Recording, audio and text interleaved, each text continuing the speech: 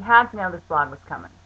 That special on Nightline 2 weeks ago about black women, successful black women and how they couldn't find their equivalent, their successful black man for marriage. Oh yeah, this vlog was coming. I mean, if you watch the Nightline special, you would see 4 beautiful black women, okay, successful black women in their field, talking about how difficult it is to find a qualified black man who's just on their level.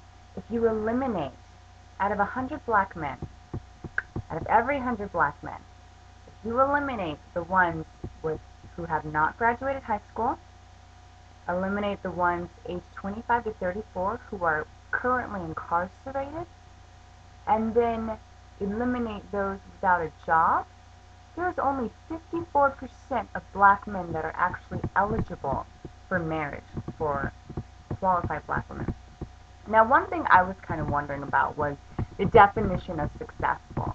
I guess in this Nightline special they were defining successful as black women who have graduated college and gone on to careers. If that's the criteria, then I'm going to go ahead and throw myself in that category because I'm black woman. I graduated college. I went on to obtain a multiple subject teaching credential. I will be starting master's coursework in January. I'm going to go ahead and throw myself into that category. So they say 42% of successful black women, and we've just defined success, successful black women are single, is basically what they're saying. So, being me, I wanted to know a little bit more about this. I've heard of black women complaining about why they're single. Me. And talking to our friends about why it's so difficult to find a qualified good black man. Like, where are these men?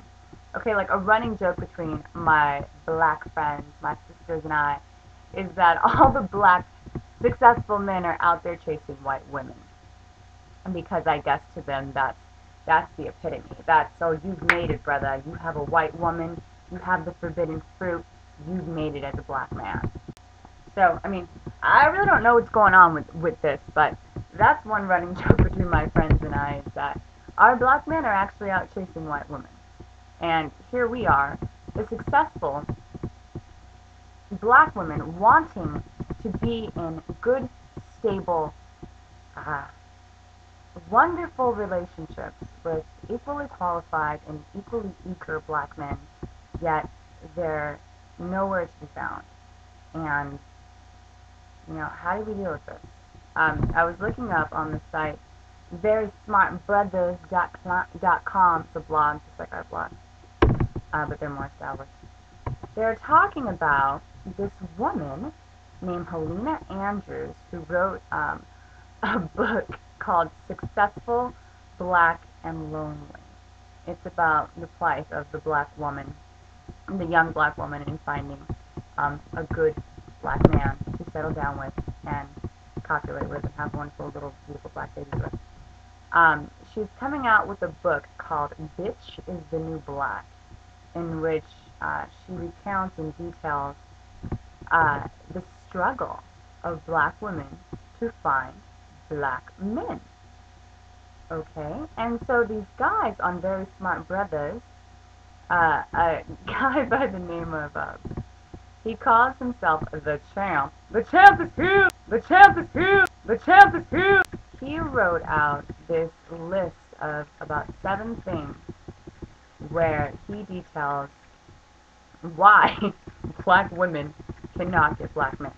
Number 1, he says that black women need to change. Okay?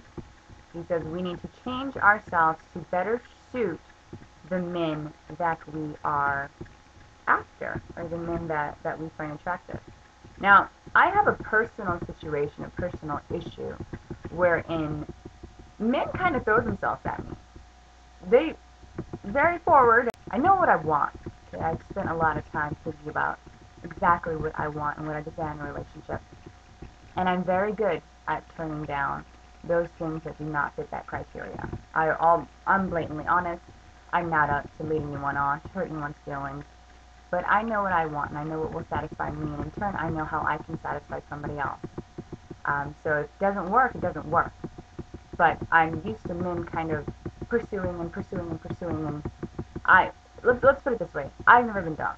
I've always been the dumper, always, because I know what works for me, and I'm not going to stand something that doesn't work for me.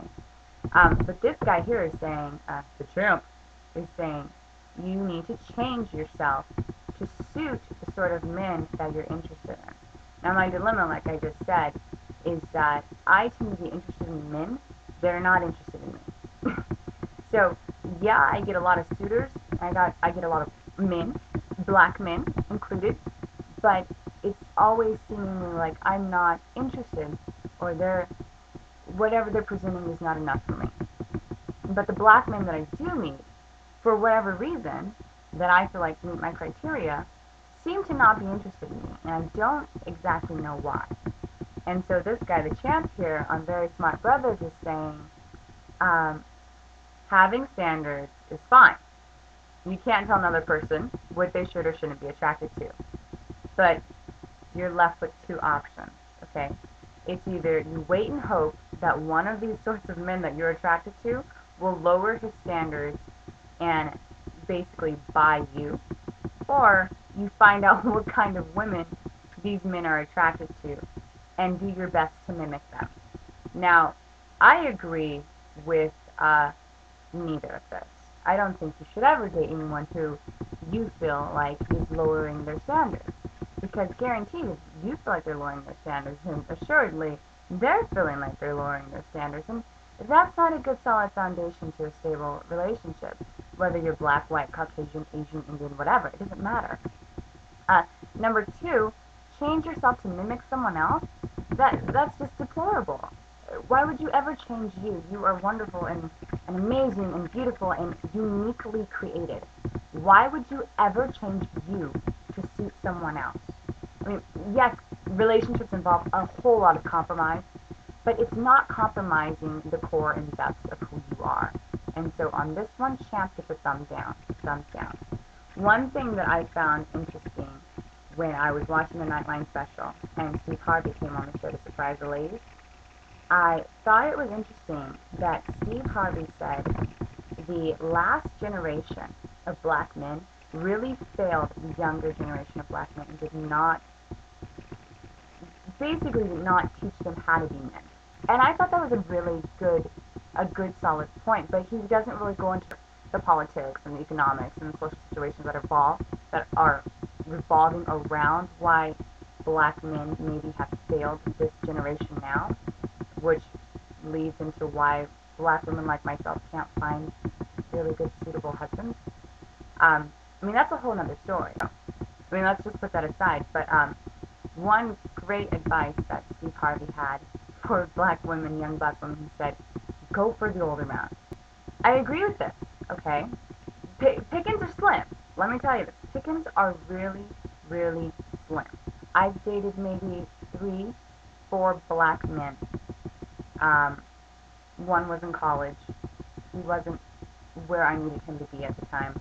Another one was just playing with my emotions and trying to rack up as many women as humanly possible. Another was a very successful black man, and he and I sort of hit it off, but nothing ever truly manifested. He lived in like Studio City, very far away. Just didn't work out. So, I mean, I've dated guys from Asian guys to Pacific Islander guys to black, Hispanic. The only race that I have never dated are white dudes. And after being hit on by this white dude at Buffalo Wild Wings the other night, I think I'm going to refrain for the time being. I mean, as a black woman, my preference would be to date a black man because I want to set that wonderful positive example for black family unity. I mean, I have a daughter already. So I had my daughter when I was 20 years old. She's 3 years old now. I kind of fell into that whole stereotype situation. But that doesn't negate the idea that I can still have a wonderful and beautiful black family and black marriage to be a symbol and to be a positive representation of black love, because we really don't see a lot of that out there too much. And I want that. I want that for myself, and I want that for my husband. I want that for my children and my family. It's a beautiful, beautiful